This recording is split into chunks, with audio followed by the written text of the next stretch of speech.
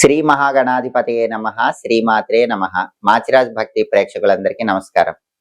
July 1వ తేదీ నుంచి జూలై 10వ తేదీ వరకు మేషాది ద్వాదశ రాశులకి 10 రోజుల ఫలితాలు ఏ విధంగా ఉన్నాయో, ఈ 10 రోజుల్లో ఏ గ్రహాలు అనుకూలిస్తున్నాయో, ఏ గ్రహాలు వ్యతిరేకంగా ఉన్నాయో, అనుకూలించే గ్రహాలు యోగించడానికి, వ్యతిరేకంగా ఉండే గ్రహాలు ఆ వ్యతిరేకత ఫలితాలు తగ్గింపజేసుకోవటానికి ఎలాంటి శక్తివంతమైన పరిహారాలు చేసుకోవాలో, ఏ దేవీ దేవతల ఆలయ దర్శనం చేయాలో, ఎలాంటి మంత్రాలు జపించుకోవాలో, ఏ స్తోత్రాలు చదువుకోవాలో, ఎలాంటి దానాలు ఇచ్చుకోవాలో, గోమాతకు ఎలాంటి ఆహారం తినిపించాలో, ద్వాదశ రాశుల వారికి జూలై 1వ తేదీ నుంచి జూలై 10వ తేదీ వరకు సంపూర్ణంగా గ్రహాల సంచారం బట్టి ఫలితాలు ఏ విధంగా ఉండబోతున్నాయో ఈ వీడియోలో మనం తెలుసుకుందాం.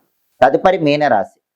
మీనరాశి వాళ్ళకి జూలై 1వ తేదీ నుంచి జూలై 10వ తేదీ మధ్యలో 10 రోజుల రాశి ఫలితాలు పరిశీలిస్తే, ప్రధానంగా 10 రోజుల రాశి ఫలితాలు పరిశీలించేటప్పుడు మనం చూడాల్సినటువంటి 4 గ్రహాలు రవి, బుధుడు, కుజుడు, శుక్రుడు. ఈ 4 గ్రహాల్లో సూర్యుడు మీనరాశి వాళ్ళకి 4వ స్థానంలో సంచారం చేస్తూ వ్యతిరేక ఫలితాలు ఇస్తున్నాడు. సూర్యుడి బలం మీనరాశి వాళ్ళకి లేదు.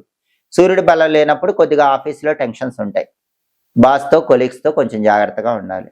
అలాగే తండ్రి వైపు రిలేషన్స్తో కూడా జాగ్రత్తగా ఉండాలి. వాళ్ళతో డిస్ప్యూట్స్ వచ్చే అవకాశం ఉంటుంది. పాలిటిక్స్లో కూడా ఆలోచించి అడుగులు వేయాలి. సూర్యుడు 4వ స్థానంలో ఇచ్చే వ్యతిరేక ఫలితాలు పోవాలంటే ఆదిత్య హృదయం కానీ, సూర్యాష్టకం కానీ రోజు వినండి. ఓం సవిత్రే నమః అనే మంత్రం రోజు 12 సార్లు చదువుకోండి. నానబెట్టిన గోధుమలు బెల్లంతో కలిపి ఒకసారి ఆవుకు పెట్టడం, లేదా కేజింబావు గోధుమలు ఎర్ర వస్త్రంలో కట్టి పంతులు గారికి దానం ఇవ్వటం చేయండి. అప్పుడు 4వ స్థానంలో సూర్యుడు ఇచ్చే వ్యతిరేక ఫలితాలు తొలగిపోతాయి. సూర్యుడికి అధిష్టాన దైవం విష్ణుమూర్తి కాబట్టి విష్ణు ఆలయ దర్శనం చేయాలి. రాముడు, కృష్ణుడు, నరసింహస్వామి, వెంకటేశ్వర స్వామి, ఇలా విష్ణు సంబంధమైన ఏదైనా ఆలయాన్ని ఒకసారి దర్శనం చేసుకుంటే మీనరాశి వాళ్ళకి సూర్యుడు ఫేవరబుల్ అవుతాడు.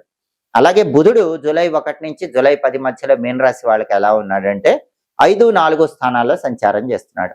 మొదటి 6 రోజులు 5వ సంచారం చేస్తూ వ్యతిరేక ఫలితాలు ఇస్తున్నాడు. తర్వాత 4 రోజులు 4వ స్థానంలో సంచారం చేస్తూ అనుకూల ఫలితాలు ఇస్తున్నాడు. అంటే జూలై 1వ తేదీ నుంచి జూలై 6 వరకు విద్యార్థులు కష్టపడితేనే ర్యాంకులు వస్తాయి. నిరుద్యోగులు బాగా కష్టపడితేనే కొత్త జాబులు వస్తాయి. వ్యాపారస్తులకి వ్యాపారంలో పెద్దగా లాభాలు కనిపించవు. అంటే విద్యార్థులకి, నిరుద్యోగులకు, వ్యాపారస్తులకి మొదటి 6 రోజుల్లో బుధుడి బలం లేవటం వల్ల కొద్దిగా ఇబ్బందులు ఎదురవుతాయి. ఆ ఇబ్బందులు తొలగిపోవాలంటే గణపతిని పూజించాలి. ఇంట్లో గణపతిని గరిక, ఎర్ర పుష్పాలతో పూజించుకోండి. సంకటనాశక గణేశ స్తోత్రం వినండి, లేదా గణపతికి సంబంధించి ఒక అద్భుతమైన మంత్రం ఉంటుంది, గం క్షిప్ర ప్రసాదనాయ నమః. ఆ మంత్రం రోజు 21 సార్లు మొదటి 6 రోజుల్లో మీనరాశి వాళ్ళు చదువుకోండి. గం క్షిప్ర ప్రసాదనాయ నమః అని చదువుకుంటూ ఎర్రపూలతో కానీ, గరికపోచలతో కానీ గణపతిని జూలై 1 నుంచి జూలై 6 మధ్యలో పూజించండి. కొబ్బరి నూనె దీపం గణపతి దగ్గర పెట్టండి. అప్పుడు విద్యార్థులకి, నిరుద్యోగులకి, వ్యాపారస్తులకి వ్యతిరేక ఫలితాలు తొలగిపోయి అనుకూల ఫలితాలు ఏర్పడతాయి. ఇక జూలై 7, 8, 9, 10 ఈ 4 రోజుల్లో మాత్రం బుధుడు 4వ స్థానంలో అద్భుతంగా ఉన్నాడు. ఈ 4 రోజుల్లో విద్యార్థులకి బ్రహ్మాండంగా ర్యాంకులు వస్తాయి.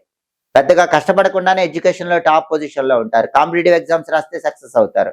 నిరుద్యోగులకి క్వాలిఫికేషన్కి తగిన high package job, excellent job వచ్చే అవకాశం ఉంది. వ్యాపారస్తులకు ఊహించిన దానికంటే బ్రహ్మాండమైన లాభాలు వ్యాపారంలో వస్తాయి. కాబట్టి జూలై 7, 8, 9, 10 ఈ 4 రోజుల్లో బుధుడు అద్భుతంగా ఉన్నాడు. విద్యార్థులు, నిరుద్యోగులు, వ్యాపారస్తులకు, మీనరాశి వాళ్ళకి చాలా అద్భుతమైన ఫలితాలు వస్తాయి.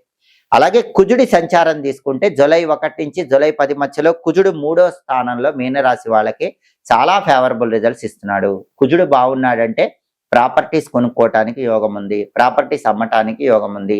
భూమి, గృహము, స్థలము, పొలము, అపార్ట్మెంట్ ఏదైనా సరే కొనుక్కోవటానికి మీనరాశి వాళ్ళకి బ్రహ్మాండంగా బలం ఉంది. అమ్మటానికి కూడా బలం ఉంది. కొంటే తక్కువ రేటు కొనుక్కోగలుగుతారు, అమ్మితే బ్రహ్మాండమైన రేటుకి అమ్మగలుగుతారు. రియల్ ఎస్టేట్లో ఉన్న మీనరాశి వాళ్ళకి బ్రహ్మాండమైన అనుకూలమైన కాలంగా చెప్పుకోవాలి. అప్పులు తీర్చడానికి కూడా మంచి సమయం. కుజుడు బాగున్నాడు కాబట్టి అప్పులు తీరిపోతాయి. బ్యాంక్ లోన్లు ఏవైనా శాంక్షన్ కావాలంటే కూడా మీనరాశి వాళ్ళకి జూలై 1 నుంచి జూలై 10 మధ్యలో బ్యాంక్ లోన్లు శాంక్షన్ అయ్యే బలం చాలా అద్భుతంగా ఉంది. ప్రధానంగా బ్రదర్స్తో ఉన్న పెద్ద పెద్ద గొడవలన్నీ తొలగిపోతాయి. మీనరాశి వాళ్ళకి బ్రదర్స్ కానివ్వండి, సిస్టర్స్ కానివ్వండి, ఎన్ని గొడవలు ఉన్నా సరే అవన్నీ కూడా క్లియర్ అయిపోతాయి.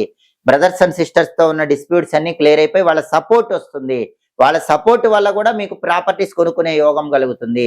వాళ్ళ సపోర్ట్ వల్ల మీకు ప్రాపర్టీస్ వచ్చే అవకాశాలు ఎక్కువగా ఉన్నాయి. ఇన్ని ప్రయోజనాలు 3వ స్థానంలో కుజుడి వల్ల మీనరాశి వాళ్ళు పొందగలుగుతారు. కుజుడు 10 రోజులు కూడా మీనరాశి వాళ్ళకి అద్భుతంగా యోగిస్తున్నాడు. అలాగే శుక్రుడు మీనరాశి వాళ్ళకి 5, 6 స్థానాల్లో సంచారం చేస్తున్నాడు.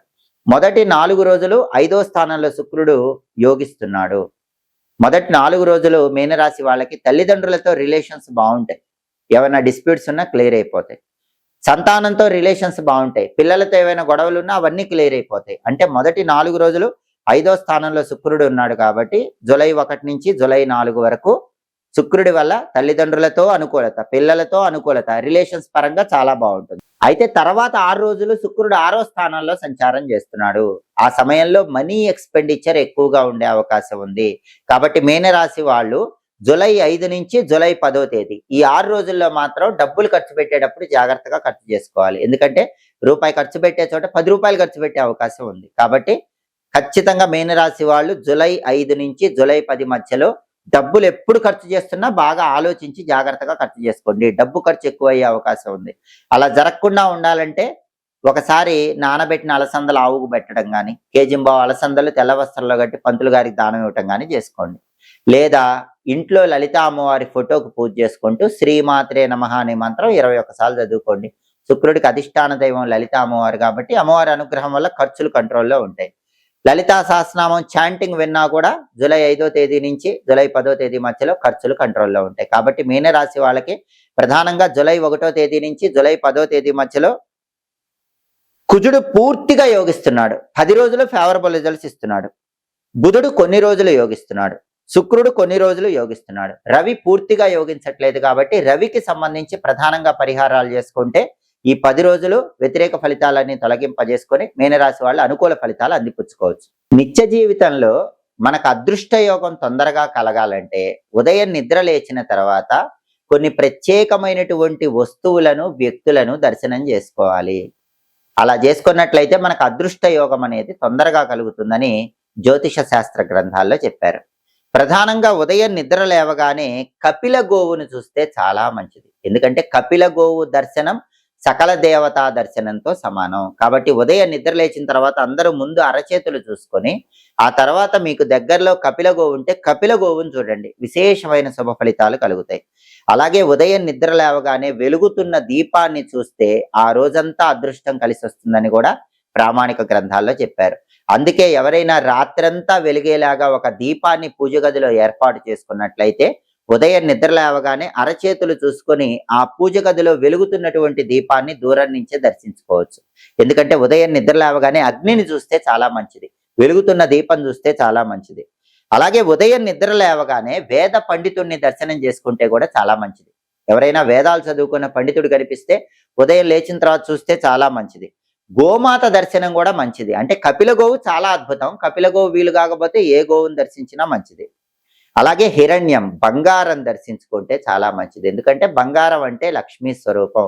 కాబట్టి ఉదయం నిద్ర లేవగానే ఆడవాళ్ళైనా మగవాళ్ళైనా చేతికి, మెడలో ఎక్కడైనా బంగారు ఆభరణాలు ఉంటే ఆ బంగారాన్ని దర్శించుకోండి. హిరణ్యం సర్వపాప ప్రణాశనం, అమృతం వై హిరణ్యం. ఆ రోజంతా కూడా అదృష్టం కలిసి రావడానికి బంగారం చూడటం అనేది చాలా అద్భుతంగా సహకరిస్తుంది. అలాగే సర్పిని ఉదయం నిద్ర లేవగానే చూస్తే చాలా మంచిది. సర్పి అంటే నెయ్యి అని అర్థం. ఎవరైనా ఉదయం నిద్ర లేవగానే నెయ్యిని చూస్తే చాలా మంచిది. విశేషంగా అదృష్టం కలిసి వస్తుందని శాస్త్రాల్లో ఉంది. అందులోనూ ఆవు నెయ్యి చూస్తే చాలా మంచిది. అందుకే రాత్రి నిద్రించే ముందు ఒక గిన్నెలో కొద్దిగా ఆవు నెయ్యి పెట్టుకొని ఉదయం నిద్ర లేవగానే గిన్నెలో ఉన్న ఆవు నెయ్యి చూస్తే చాలా మంచిది. రోజంతా కలిసి వస్తుంది. అలాగే రాజును చూస్తే మంచిది. అంటే పరిపాలన చేసే వ్యక్తులను చూస్తే మంచిదని కూడా శాస్త్రాల్లో చెప్పారు. ఆపహ అంటే జలాన్ని చూస్తే మంచిది. ఉదయం నిద్ర లేవగానే నీళ్లు చూస్తే మంచిది. రాత్రిపూట గ్లాసులో కానీ చెంబులో కానీ నీళ్లు పెట్టుకొని తల దగ్గర ఉదయం నిద్ర లేవగానే అరచేతులు చూసుకొని వెంటనే ఆ నీళ్లలో మీ ప్రతిబింబం చూసుకోండి. ఆ నీళ్లు చూడండి. తర్వాత ఆ నీళ్ళు ఎక్కడైనా మొక్కలో పోయండి. నీళ్లను ఉదయం నిద్ర లేవగానే చూస్తే కూడా ఆ రోజంతా శుభం చేకూరుతుందని శాస్త్రాల్లో చెప్పారు. అలాగే సూర్యుడిని చూస్తే మంచిదని కూడా శాస్త్రాల్లో చెప్పారు. కళ్ళు తెరవగానే అరచేతులు చూసుకుని ఆ తర్వాత సూర్యబింబం గనక మనకి కిటికీల్లో నుంచి కనిపించినట్లయితే ఆ సూర్యబింబాన్ని చూస్తే చాలా మంచిది. లేదా సూర్యుడి వెలుగు కిరణాలు చూస్తే చాలా మంచిది. అదృష్టం కలిసి వస్తుంది. అదే విధంగా ఉదయం నిద్ర లేవగానే గోరోజనం అని ఒక పదార్థం ఉంటుంది. దాన్ని చూస్తే అదృష్టం తొందరగా కలిసి వస్తుందని కూడా శాస్త్రాల్లో చెప్పారు. మనకి గోరోజనం అని ఉంటుంది. ఆ గోరోజనాన్ని ఉదయం నిద్ర లేవగానే అరచేతులు చూసుకున్నాక చూస్తే ఆ రోజు ఏ పని చేసినా ఆ పనిలో తొందరగా అదృష్టం కలిసి వస్తుంది. అలాగే సిద్ధార్థకాన్ని ఉదయం నిద్ర లేవగానే చూడాలని శాస్త్రాల్లో చెప్పారు. సిద్ధార్థకము అంటే అర్థం ఏంటంటే తెల్ల ఆవాలు. ఆవాల్లో కూడా నల్ల ఆవాలు ఉంటాయి, తెల్ల ఆవాలు ఉంటాయి. తెల్ల ఆవాలను సిద్ధార్థకము అనే పేరుతో పిలుస్తారు. సిద్ధార్థకం ఎందుకు చూడాలి? ఆటంకాలు తొలగింపజేసుకోవటానికి చూడాలి. మనం ఏ పని ప్రారంభించినా రోజులో కొన్ని ఆటంకాలు వస్తూ ఉంటాయి, విఘ్నాలు వస్తూ ఉంటాయి. అసలు మనం ఏ పని చేసినా అందులో ఆటంకాలు విఘ్నాలు రాకుండా ఉండాలంటే ఉదయం నిద్ర లేవగానే సిద్ధార్థకం అంటే తెల్ల ఆవాలను ఒకసారి చూడాలి, అప్పుడు ఆటంకాలు ఉండవు. అలాగే గన్నేరు పూలు కానీ పద్మ పుష్పాలు కానీ ఉదయం నిద్ర లేవగానే చూస్తే మానసిక అశాంతి తొలగిపోతుంది, మానసిక ప్రశాంతత కలుగుతుంది. రోజంతా అందరికీ టెన్షన్స్ ఉంటాయి. టెన్షన్స్ లేకుండా ఉండాలంటే ఉదయం లేచిన తర్వాత అరచేతులు చూసుకొని మీకు దగ్గరలో గన్నేరు పువ్వు ఉంటే గన్నేరు పువ్వుని చూడండి, పద్మ పుష్పం ఉంటే పద్మ పుష్పాన్ని చూడండి. హాయిగా రోజంతా ప్రశాంతంగా జరుగుతుంది. అలాగే ఉదయం నిద్ర లేచాక పరమాత్మ దర్శనం చాలా మంచిది. ముకుంద ముకుంద ముకుంద అనుకుంటూ నిద్ర లేవగానే విష్ణుమూర్తిని చూస్తే కూడా అన్ని రకాలుగా అనుకూల ఫలితాలు అందిపుచ్చుకోవచ్చు. కాబట్టి జ్యోతిష శాస్త్ర పరంగా ఎలాంటి గ్రహ దోషాలున్నా, ఎటువంటి జాతక దోషాలున్నా ఉదయం నిద్ర లేవగానే ఇలా ప్రత్యేకమైనటువంటి వస్తువులను కానీ, వ్యక్తులను కానీ, పదార్థాలను కానీ దర్శించడం ద్వారా వ్యతిరేక ఫలితాలన్నీ తొలగింపజేసుకొని అనుకూల ఫలితాలు సిద్ధింపజేసుకోవచ్చు.